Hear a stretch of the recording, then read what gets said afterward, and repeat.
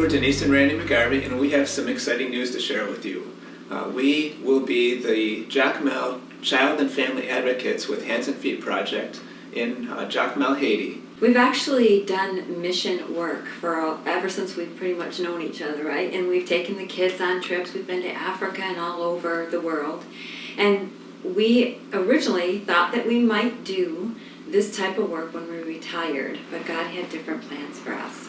I actually went to Haiti for the first time right after the earthquake with our church, Life Tree Fellowship.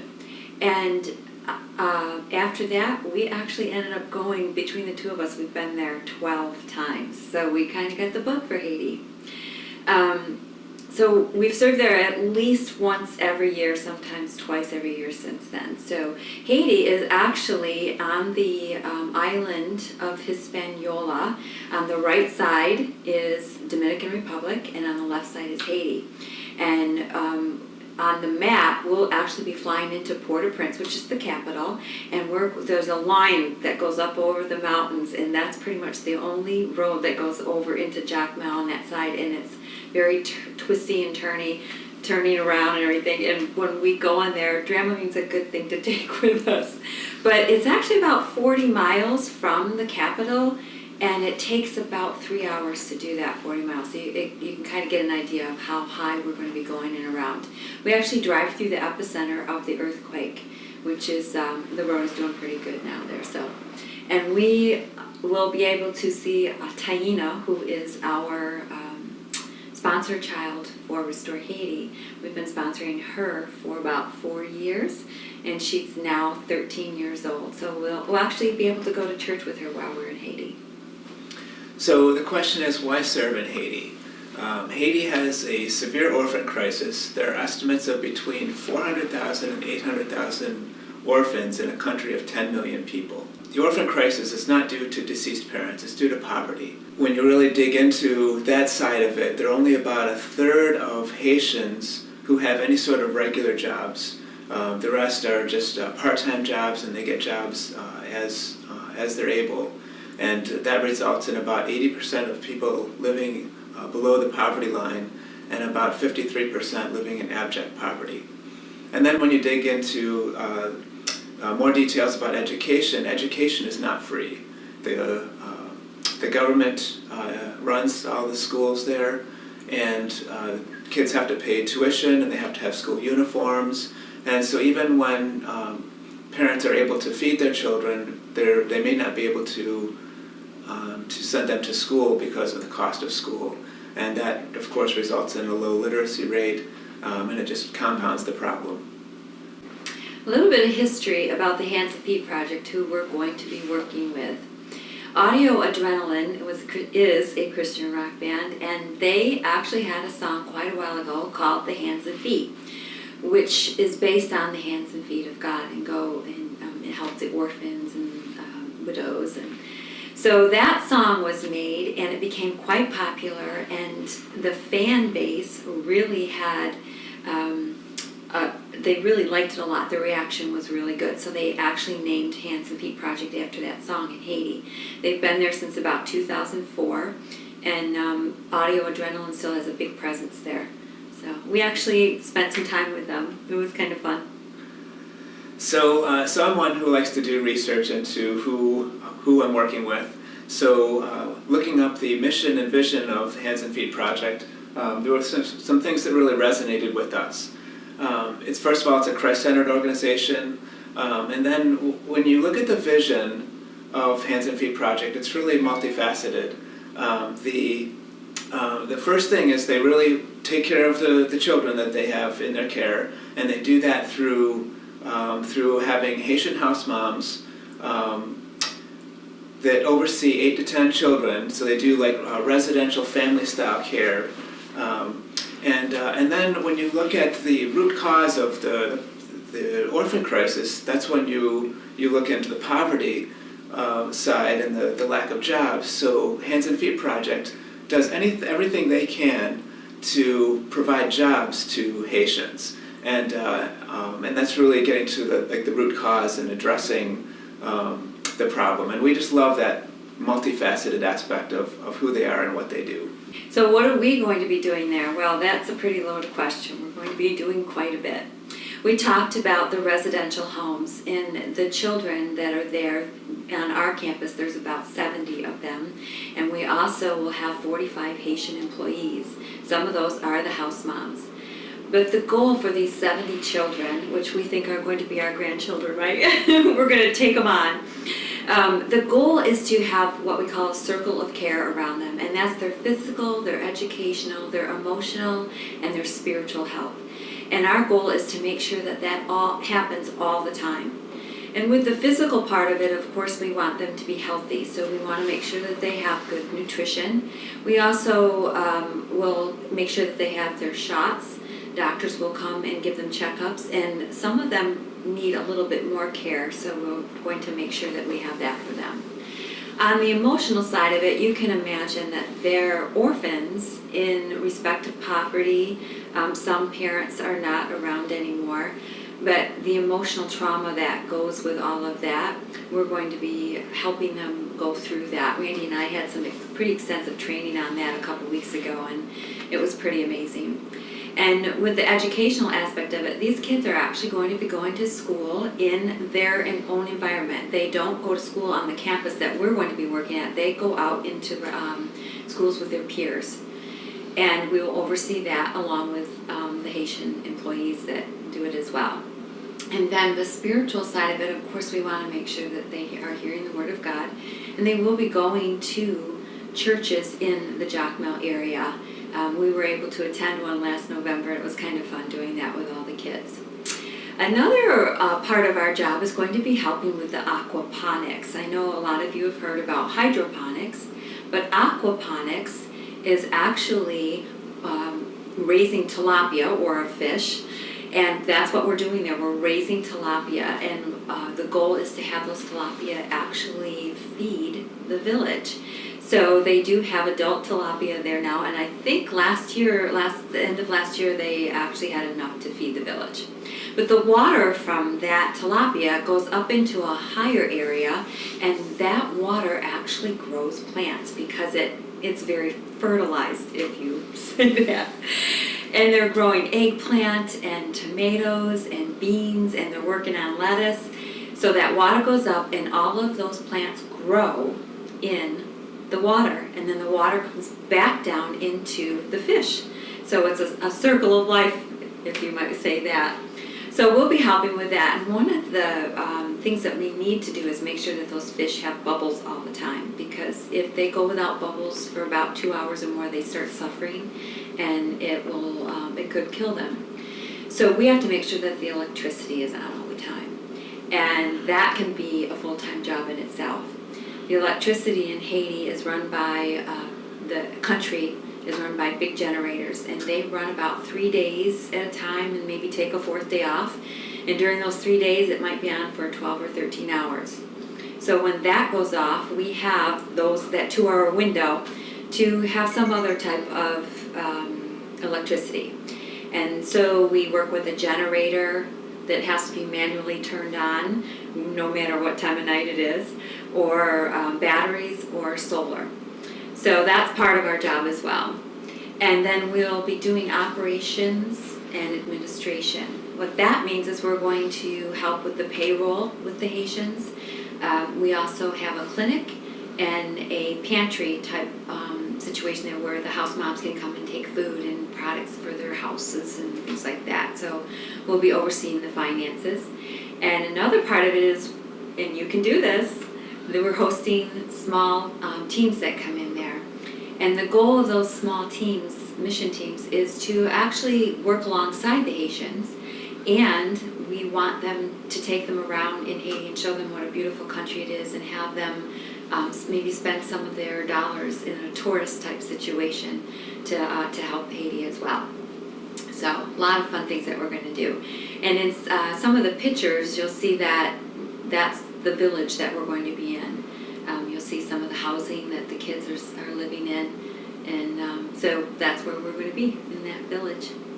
So when you look at the impact of the organization since they were formed, they've rescued about 100 kids, actually over 100 kids now, out of crisis situations and brought them in and given them a chance to flourish and thrive. And they've also employ well over 60 Haitians, where they provide them with steady income, where they have the chance to really feed their families, keep their families together, and that's really what it's all about. We have a brief video that we'll show that shows one boy's change of life before and after that really makes an impact.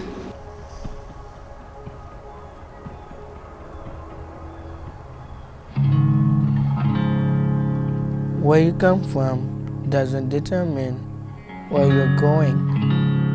The way you start a journey doesn't dictate how you will finish. My name is Joel. I am 17 years old. This is my story.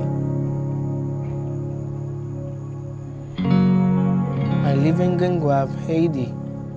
Haiti is a developing nation. Many people are very poor.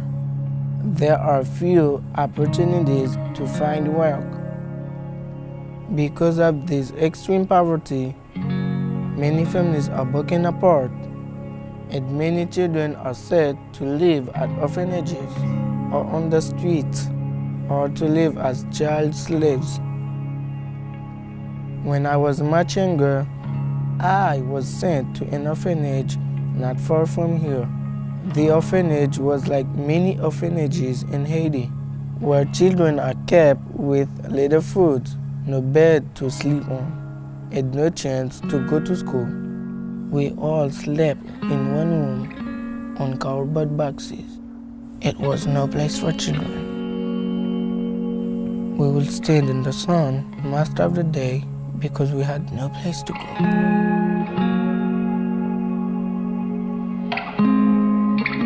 Many of the children there, especially the girls, were abused in a very bad way. We were scared and sad. We didn't have what we needed. Our future didn't exist. We thought nothing was going to change. But it did. We were brought to the Hands and Feet project. We had plenty of food to eat in the bed of our own. We had homes in a family. We were able to attend school and church. We were kids again. We began to dream about our future.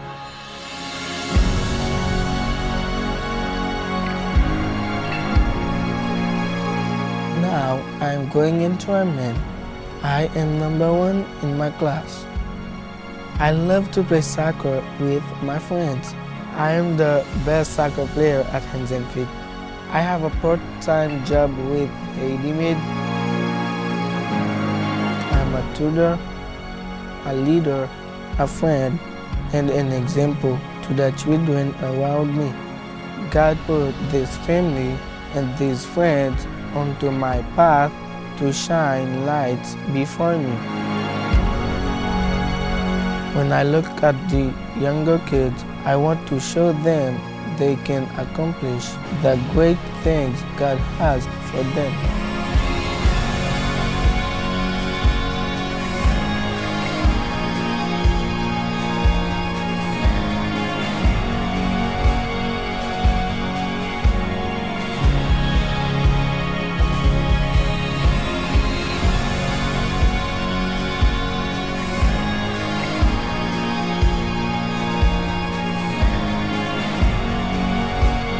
I am becoming who I was created to be.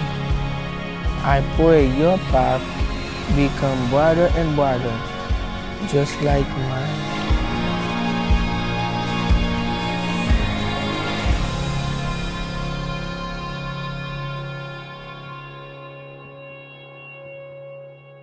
Now this young man, Joel, he's actually 18. And he is transitioning out of the Hands and Feet project as far as the village. So the children will be in the villages until they're 18. And then they start a year-long process of being weaned out of there. So they'll leave the village with a job.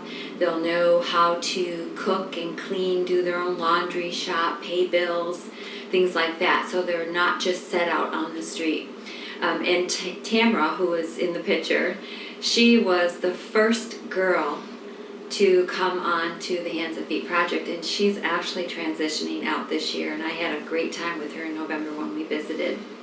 And also the youngest child is little baby Mark, and he is about 5 months old now. When we were rocking him to sleep in church last November, he was about 2 months old. So they have a big range of kids there. And there's, I think, maybe 3 or 4 that are starting to transition out now. And they will have a home always at Hands and Feet Project, but the goal is to help them to be productive citizens in their country of Haiti. Right. What they actually do is they actually, when they transition out, they have a kind of a resident assistant to just help them with that transition process. So a couple of boys had just transitioned out when we were down there over Thanksgiving, and they're just kind of getting on their feet. They're still coming back to the campus pretty frequently, but really just given that opportunity to flourish and thrive. Mm-hmm. So the next question is, what does it take? Hands and Feet Project is primarily funded through large donations that go to run the campus, that helps cover the expenses of the Haitian staff and to cover the cost of having the children there, covers their education, their food, and we're on our own to raise our own living expenses, and our goal is to be fully funded by June 1st, and to move down there in the middle of June, and we are well on our way. We have come across some just amazingly generous people that have supported us, and we're just looking to wrap up our final support and make our move to Haiti. So one of the things that we do is we just share our story, and we just ask people to just contribute whatever God puts on their heart.